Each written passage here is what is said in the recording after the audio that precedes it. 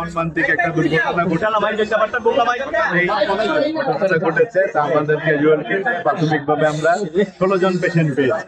তো 16 জন পেশেন্টের primary management গুলো আমাদের ক্যাজুয়ালিটি বিভাগ ম্যানেজ করে থাকে, ওনারা ম্যানেজ করেছেন। এখন আমি প্রত্যেকটা পেশেন্ট এখানে আমি একটু দেখে বলি যে ইএনটিতে আছে 2 জন রোগী, চক্ষুতে আছে 5 জন রোগী, নিউরো সার্জারিতে 3 জন রোগী, ক্যাজুয়ালিটিতে আছে 5 জন রোগী। ঠিক আছে, মানে প্রাথমিক ম্যানেজমেন্টটা হয়েছে ক্যাজুয়ালিটি। তারপরে আরো হায়ার মানে আরো একটু মানে স্পেসিফিক ট্রিটমেন্টের জন্য কনসার্ন যে ডিপার্টমেন্টে দেওয়া দরকার, যার চোখের ইনজুরি বেশি, তার প্রাথমিক সেলাই গুলো ক্যাজুয়ালিটি থেকে দিয়ে ওই যেখানে নাক কান গলার ইনজুরি সেটা ইএনটি বিভাগে পাঠানো হয়েছে, যেটা চোখের সমস্যা সেটা চোখে পাঠানো হয়েছে, যেটা ক্যাজুয়ালিটিতে রাখা সম্ভব সেটা ক্যাজুয়ালিটিতে রাখা। ক্যাজুয়ালিটি একটা বিভাগ বা নিউরোসার্জারি 3 জন। এখন আমি এক একটা বিভাগের অবস্থাগুলো বলি। ক্যাজুয়ালিটিতে যে 4 জন আছে, 4 জন অবস্থা আমি দেখলাম সরজমিনে, এনারা ভালো আছে, এনাদেরকে আজকে আমরা ছেড়ে দিতে পারবো। তারপরে নিউরো সার্জারিতে 3 জন রোগীর মধ্যে মোটামুটি একজনের সিটি স্ক্যান কমপ্লিট হয়েছে, সিটি স্ক্যান রিপোর্ট ভালো আছে। অন্য জনের সিটি স্ক্যান এই যে বলে আসলাম, ওনারা এখন মানে সিটি স্ক্যান করা হবে। ঠিক আছে, আর অন্য একজন পেশেন্ট খারাপ, তার আইসিইউ সাপোর্ট দরকার। আমি যে এখন দোতলা আইসিইউতে নিজের সরজমিনে যে, আপনারা তো জানেন আমাদের এখানে এত রোগী, আইসিইউ সাধারণত খালি থাকে না। তো মানে একটা বেড খালি হয়েছে, ওই জিনিসটা আমরা মানে অনেক সময় পয়জনিং, ডেঙ্গু এগুলোর জন্য আমাদের সিট রিজার্ভ রাখতে হয়। তো যেহেতু এই রোগীটা এই মুহূর্তে অতি জরুরি প্রয়োজন, আমি বলছি যে এই পেশেন্টটাকে আগে নিয়ে নিতে, পরে আমরা আবার ওই প্রোটোকলটা অ্যাডজাস্ট করে নিব যত তাড়াতাড়ি সম্ভব। এবার আসি ইএনটিতে মোটামুটি 2 জন দেখলাম, 2 জনই ভালো আছে। চক্ষুতে দেখলাম টোটাল 4 জন, এর ভিতরে একজনের যে একটু মানে একজন মোটামুটি ভালো, ইনজুরি আছে, সেলাই টেলাই করা হয়েছে।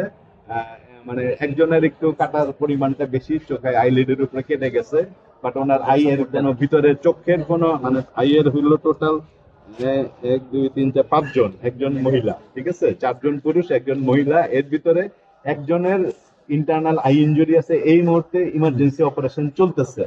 তার মানে এই যে দেখেন, মানে এই ছুটির দিনেও কিন্তু পেশেন্টের আজকে এখন এই মুহূর্তে ইমার্জেন্সি অপারেশন ওটিতে নিয়ে গেছে, বাকিদের অপারেশন দরকার। যারা মারা গেছেন তাদের বিষয়ে আসলে কোন তথ্য আছে? মারা গেছে একটা ছোট বাচ্চা, ওর বয়স হইল 4 বছরের বাচ্চা, আমরা প্রোটিন ডেট পেয়েছি। তার মানে হলো তার হয়তো সিভিয়ার হেড ইনজুরি ছিল। কমন রোড ট্রাফিক অ্যাক্সিডেন্ট হলে যেটা মুশকিল হয় যে গড়পড়াতে সবার হেড ইনজুরি, মাথার ইনজুরি থাকে, তার সাথে কাটা ছেঁড়া, কারো চোখে কাটে, কারো হাতে ফ্র্যাকচার হয়, এগুলা মানে অ্যাসোসিয়েটেড। বাট সবচেয়ে বেশি হলো যে সবাই বাস ওলট পালট খায় স্বাভাবিকভাবে। তারপরে সকাল 7টার ঘটনা, মানে কমনলি ওই সময় মানুষ একটু নিদ্রা মানে ওইভাবে অ্যালার্ট থাকে না, এটা স্বাভাবিক।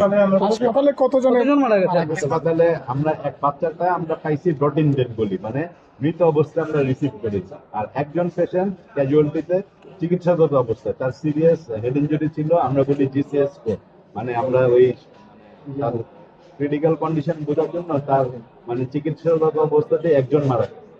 এই হলো 16 জনের মধ্যে থাকলো 14 জন, বাকি 14 জনের চিকিৎসা চলতেছে। এর ভিতরে একজনকে আমরা আইসিইউতে শিফট করতেছি, আর একজনের আইয়ের ইমার্জেন্সি অপারেশন চলতেছে। তাহলে 14 থেকে 2 গেলে থাকলো 12, বাকি 12 জন আলহামদুলিল্লাহ মানে মানে কত দুশ্চিন্তার কারণ। এখন হইলো আপনারা জানেন যে এই বেড সমস্যা, আমি বলছি যারা এরকম অ্যাক্সিডেন্ট নিয়ে আসছে সুযোগ বেড ওনাদেরকে, অনেক কেউ বেডে আছে, কেউ আবার বেডে তাড়াতাড়ি পারি বেডে উঠে নিয়ে আসবো। আগে বললাম কমাইতাম ক্যাজুয়ালিটিতে যারা আছে তাদেরকে আজকে ছেড়ে দিতে পারবে।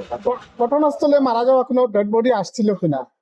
না, ওইটা পুলিশ, হাইওয়ে পুলিশ ওই ব্যবস্থা। 7 জন আমি যেটা জানি যে 7 জন মৃত্যুবরণ করেছে, ওইটা হাইওয়ে পুলিশ। ওইটা যদি দরকার হয় আসবে, ওইটা তথ্যটা সঠিক আমি